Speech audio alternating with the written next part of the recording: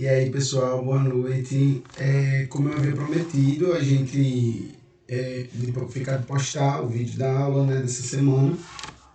E a gente vai dar continuidade à aula da semana passada, que foi sobre regimes totalitários. Como eu comentei, esse é um tema extenso, né? E que eu queria voltar mais ou menos à abordagem tradicional, porque ele depende de muitos fatos que são interessantes de se perceber né, na ascensão de regimes totalitários, certo? Então a gente já falou o que é esse totalitarismo, já falamos sobre o fascismo italiano, já falamos sobre como esse fascismo toma de conta do Estado italiano, e aí o nazismo, que é a versão alemã do fascismo, né? As leis de Nuremberg, o quadro legislativo, que aí eu comentei sobre que dá para a gente traçar mais ou menos como está ligada a ascensão do Partido Nazista dentro do parlamento com cenários de crise, né? Eu falei no final da aula passada, quando a gente percebe que, por exemplo, em 1930 eles saltaram de 12 para 107 parlamentares, né? E aí a gente lembra que entre 1928 e 1930 tivemos a crise de 1929, quebrando aí todo um capitalista. E nós temos... Oxente. Pronto. E aí agora nós falamos do totalitarismo, nós vamos falar do totalitarismo português. A especificidade que a gente tem é que o regime totalitário português não chegou ao poder pelo voto, porque mesmo na Itália fascista, há um processo eleitoral que legitima a ascensão desse poder desse poder totalitário, né? O que acontece em Portugal é um golpe militar em 1926 que se forma uma junta que instaura a República Portuguesa, certo? Porque Portugal, até a década de 20, ainda era um país, ainda era uma monarquia, certo? A mesma monarquia, a mesma dinastia, inclusive, que nos colonizou. Então, que teve a dinastia de Bragança, do Império Brasileiro, né? Então, até a década de 20, quando há esse golpe militar e a instauração da República Portuguesa, certo? Nessa república, este carinha que está aí do lado, Salazar, ele ocupa a função de ministro de Finanças. E aí ele acaba sendo muito reconhecido, digamos assim, por ter conseguido encontrar uma saída para a crise financeira que se abate em Portugal por causa dessa instabilidade política, né, desde o golpe militar, e também pelo próprio contexto econômico do final da década de 20. Né? E aí a gente tem o Salazar recebendo apoio da burguesia portuguesa como ministro de Finanças. Esse apoio é o garantidor dele como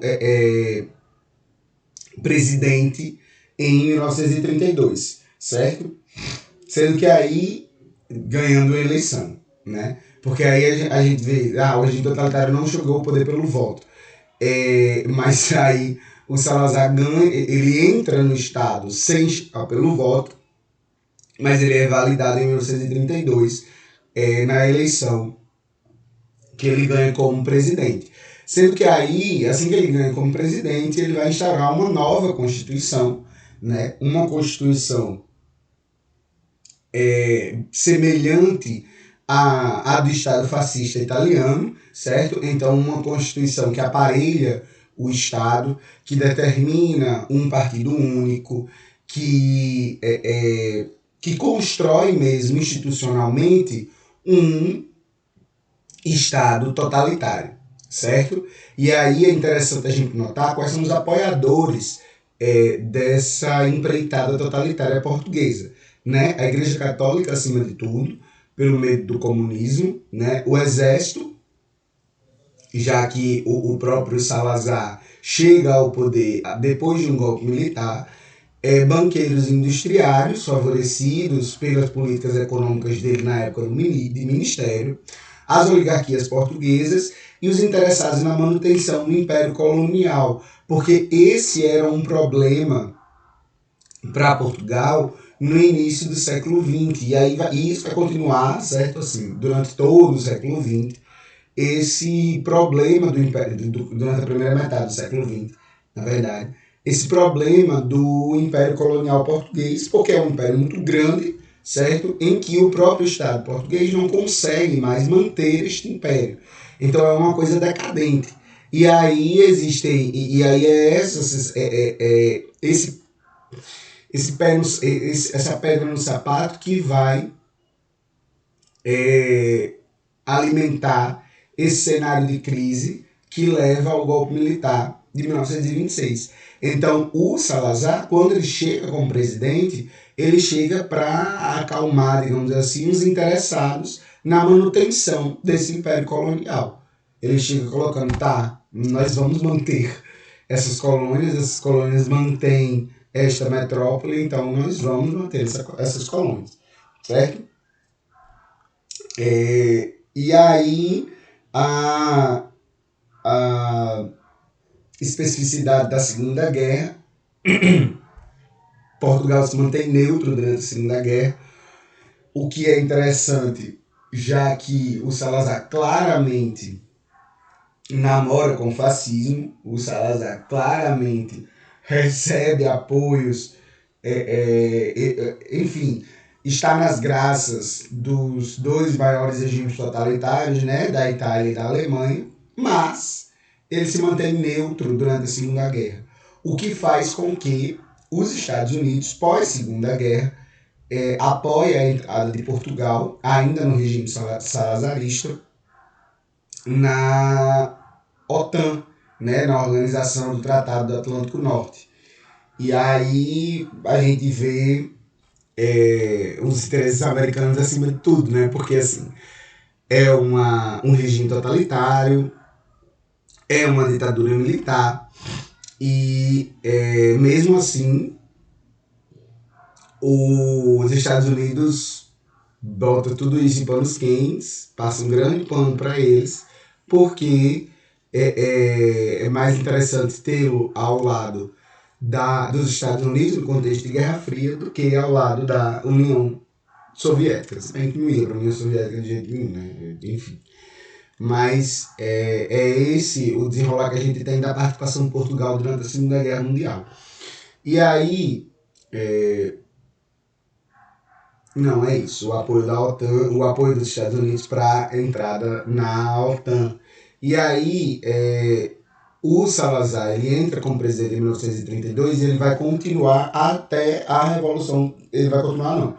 Ele morre na presidência, ainda assume um presidente que dá continuidade aí, mais ou menos, a essa política, até a Revolução dos Cravos, na década de 70, em Portugal, na década de 70, agora eu não lembro bem o ano, mas é na década de 70 que, depois da Revolução dos Cravos, é que vai ser desmantelado aí a ditadura salazarista, né? Vai ter por fim a ditadura militar salazarista. Então foram uns bons 30, 40, 50, 60, 70, uns bons 40 anos aí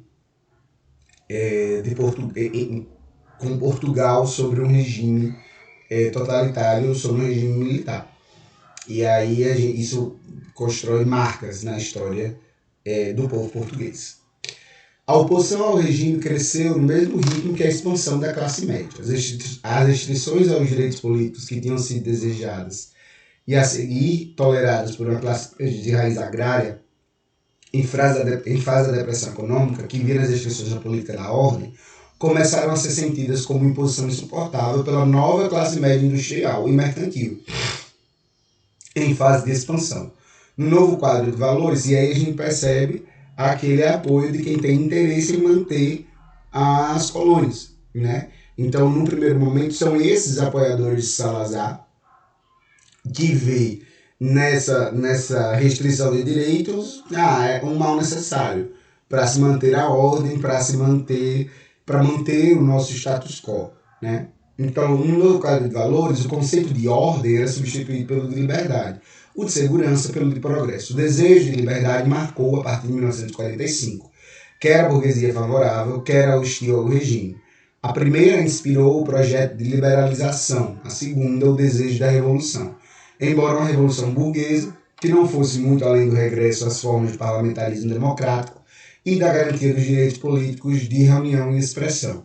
Essa ideia de liberdade revelou todo o seu dinamismo durante a campanha de propaganda eleitoral do general Humberto Delgado, em 1958, que obteve uma adesão de grande parte da pequena e média burguesia urbana. As eleições foram fraudulentas, o general Delgado foi derrotado.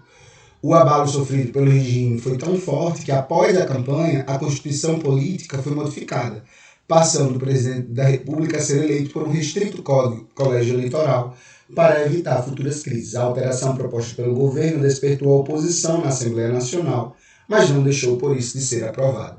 Então você percebe como esse apoio da burguesia a esses regimes totalitários está ligado ao perfil econômico, digamos assim, de cada ditador e de cada burguesia, digamos assim. Quando as coisas vão mudando, e aí os interesses econômicos não estão mais sendo atendidos, aí entra o discurso da liberdade, entra o discurso da individualidade acima de tudo, enfim. Entra esse discurso liberal que consegue rapidamente ganhar apoio. Mas na hora do pega-pra-capar, na hora da crise, é o discurso conservador que sustenta tudo para garantir a ordem, né? E aí a gente tem um resumo do Portugal sobre o salazarismo. Em 1910 encerra o reinado do Manuel II e é proclamada a República de Portugal. Em 26 o golpe militar. Em 32 Salazar assume o cargo de primeiro-ministro e seu governo de orientações fascistas passa a ser chamado de salazarismo. Em 33, a criação do Estado Novo, a União Nacional, é o único partido permitido em todo o país. O início da Segunda Guerra Mundial, Salazar se recusa a se envolver no conflito e Portugal se mantém como um país neutro. Em 61, rebeliões nas colônias portuguesas e na África. A primeira a se rebelar foi Angola, em seguida Guiné e Moçambique. Em 68, Salazar sofre o derrame cerebral, é substituído por Marcelo Caetano, que legaliza alguns partidos de oposição. Então, em 70, Salazar morre, ainda no poder, né? Tecnicamente, porque apesar dele ter sofrido derrame cerebral, ele ainda, né, articula ali as coisas por trás. No dia 27 de julho. Em 74, acontece a Revolução dos Cravos, fim da ditadura portuguesa e a extinção da polícia política. Em 86, Mário Soares é eleito presidente de Portugal e entra para a Comunidade Econômica Europeia. Então, Portugal passa mais da metade do século XX sobre essa marca aí de um governo totalitário, certo? Que vai influenciar muito em marcas históricas do nosso colonizador. Opa! Gente, que ódio! Tá. E aí a gente sobe um pouquinho para Espanha, né? Que é o último regime totalitário a ser citado dentro da Europa, certo? A característica da Espanha é que durante a década de 20 ele ainda é um país agrário e que sofre com a crise de 1929. É um país agrário, é uma industrialização muito lenta, é uma industrialização muito pouca, digamos assim. E esse país agrário vai sofrer muito com a crise de 1929, porque o país agrário, não sei se vocês sabem, né? Não sei se vocês vivem em um país em que a principal produção é agrícola, né? O principal percentual do PIB é agrícola. O país agrário ele vende coisas, o que garante a balança comercial favorável é porque o mundo sempre precisa comer. E aí a Espanha está nesse caso. É um país agrário que vende coisas. Com a crise de 1929, isso atinge diretamente a economia espanhola, certo? E aí, essa crise vai instaurar uma sequência de crises políticas, né, uma dentro da outra, de 1929 até 1934, quando o Estado espanhol é reorganizado em uma república, né?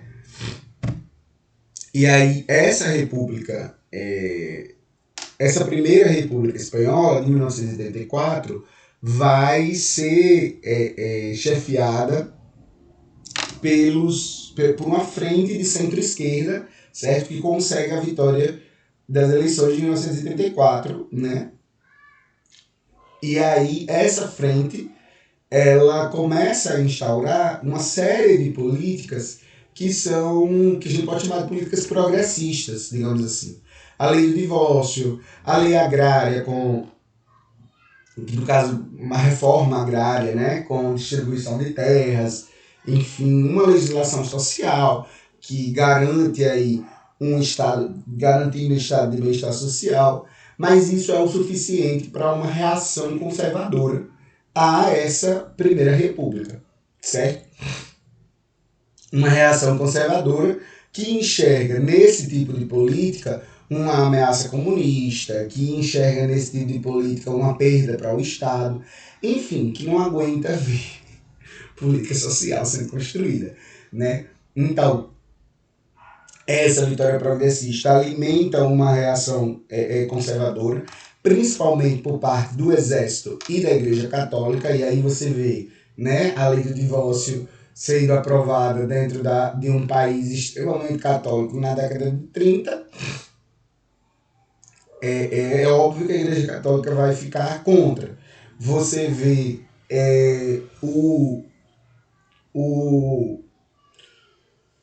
o centralismo político de uma monarquia parlamentarista perdendo espaço para uma república cada vez mais voltada para uma legislação social, então é óbvio que o exército espanhol vai se colocar contra. E aí, essa reação conservadora, né, ela vai é como se fosse aumentando. O exército vai colocando fogo, vai colocando gasolina na fogueira, certo? Até que explode a Guerra Civil Espanhola em 1936. Isso, de muita parte, é uma reação do exército a essa política progressista, certo? Da Primeira República Espanhola. Então, a Guerra Civil explode em 1936, nacionalistas conservadores de um lado, republicanos progressistas de outro. Esses nacionalistas conservadores recebem apoio do Hitler e do Mussolini, certo? E aí é dentre esses nacionalistas conservadores que vai surgir o general Franco, que é um general do exército espanhol, que vai surgir o general Franco, que é um general do exército espanhol, certo? Os republicanos progressistas recebem apoio da URSS. Então perceba, a Guerra Civil Espanhola ela começa em 1936 e ela é vista como se um ensaio um ensaio não, mas é uma versão menor, um laboratório dos conflitos europeus que iam se degladiar, né, que iam aumentar aí durante a Segunda Guerra, né? Então é como se fosse dentro do espaço espanhol um conflito entre nações europeias também, já que os nacionalistas conservadores vão receber esse apoio de Hitler e do Mussolini e os republicanos progressistas vão receber da URSS. E aí você percebe, assim, os nacionalistas conservadores conseguem ganhar, digamos assim, enfim, usar o termo ganhar para guerra, mas conseguem se sair melhor no fim da guerra, consegue sair melhor no fim da guerra, né? O fim da guerra é em 1939, o general Franco assume o poder, então começa aí a ditadura franquista na Espanha, e aí o general Franco assume o poder, e essa vitória ela está muito ligada a conflitos internos dentro dos grupos republicanos progressistas, certo? Porque esses grupos, eles incluem comunistas, incluem centro-esquerda, incluem anarquistas espanhóis. Então, existe um conflito para saber para o que é essa guerra, certo? Como, por exemplo, os anarquistas espanhóis entendendo que era a hora de promover uma revolução social mais profunda, o que causa, o que afasta, digamos assim, uma certa classe média que vê nessa radicalidade um risco, digamos assim. A presença dos comunistas também afasta um pouco. Então, tem esse problema dos republicanos progressistas, somado ao nacionalismo conservador, que é formado pelo próprio exército espanhol. Então, tipo, o exército espanhol está muito bem treinado, muito bem articulado, muito bem preparado para enfrentar uma guerra, nesse caso, uma guerra interna. Então, isso garante aí a vitória dos nacionalistas conservadores no final da Guerra Civil e a ascensão de Franco como ditador espanhol até a sua morte em 1975. E é o que acontece entre 19 e 75, uma grande ditadura, perseguição aos comunistas, enfim, a mesma receita que acontece dos regimes totalitários dos outros países.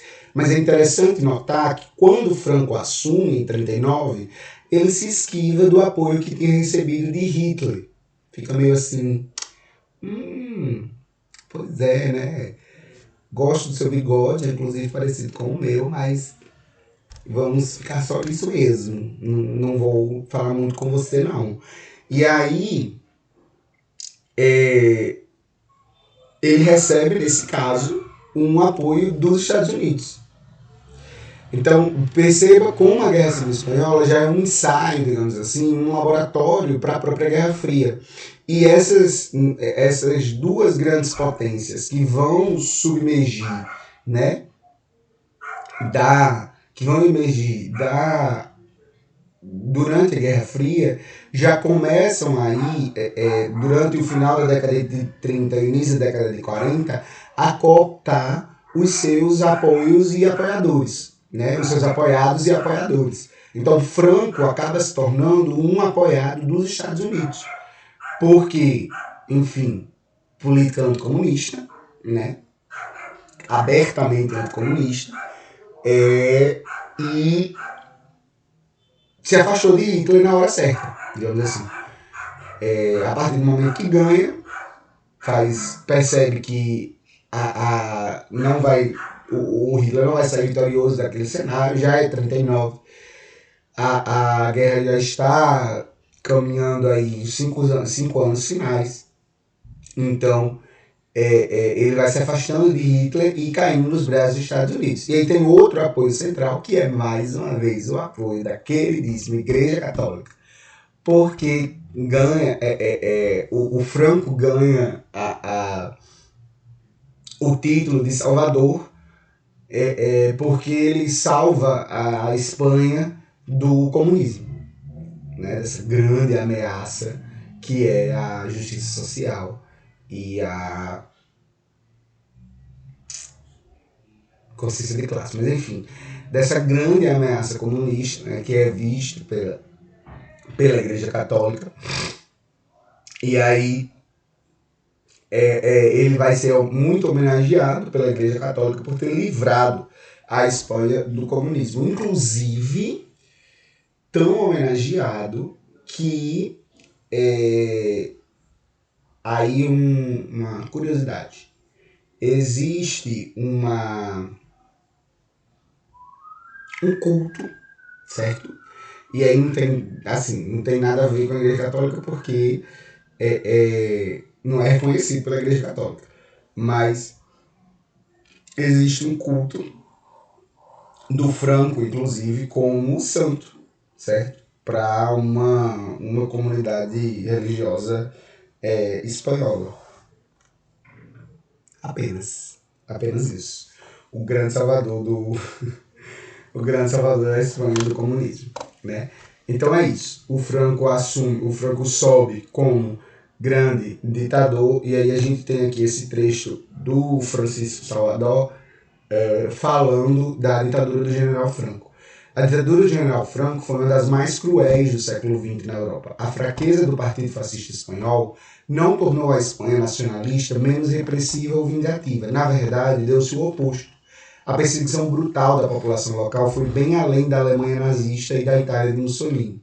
Ao contrário dos estados fascistas, como a ordem pública nas mãos dos africanistas, soldados que serviram no Marrocos espanhol, não se deveria tentar integrar e mobilizar as classes operárias. O inimigo tinha de ser derrotado, preso ou aterrorizado em submissão, como os nativos coloniais outrora. Uma igreja cruzada, por sua vez, abençoou o terror dominante, como no período da Reconquista. Então, a organização de uma polícia política para controle aí social, né? E há essa validação maior ainda de uma igreja que está numa cruzada anticomunista nesse momento histórico. Gente, que zorra é essa? Eu vou só mostrar aqui para vocês algo que sempre aparece relacionado à Guerra Civil Espanhola, que é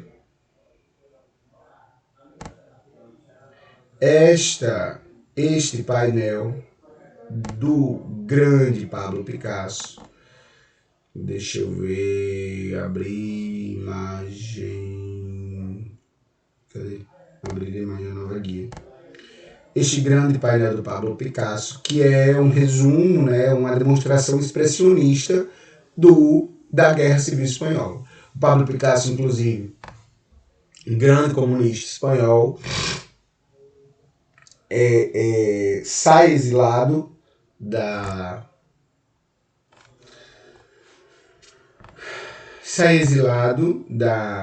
Espanha e e ele pinta esse quadro e diz que esse quadro só será exposto na Espanha quando o Franco deixar o poder. Então esse quadro só foi exposto em 1975, quando o Franco morre, certo? E aí, com a morte do Franco, há o fim da ditadura, não consegue se articular uma continuidade, há um retorno democrático, inclusive pela via do parlamentarismo, e este quadro é finalmente exposto ao público, né, demonstrando aí todos os horrores da Guerra Civil. Tem também outro carinha que é o Lorca.